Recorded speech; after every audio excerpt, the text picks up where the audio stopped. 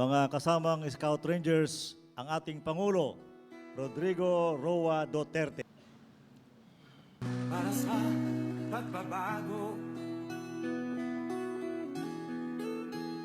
sawa na ang bayan ko. Using about 20 million a day. Kasi ang nag-i-report nila, yung dalawa lang dito, yan, ihulog nila, tap, eyeball to eyeball. You are a hero.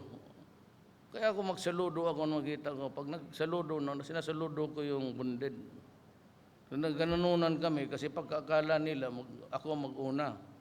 Sabihin ko, sir, ibaba mo yung kamay mo, sir, kasi ikaw yung sinasaluduhan ko. That is how I deeply respect. Hindi mo masaludo. Babae, basi dalawang kamay pa.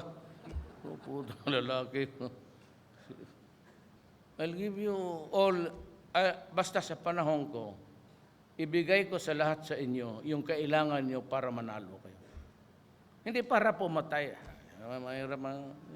We do not go to war. Nakawan, dapat nga mapigil. Thank you, Mr. President.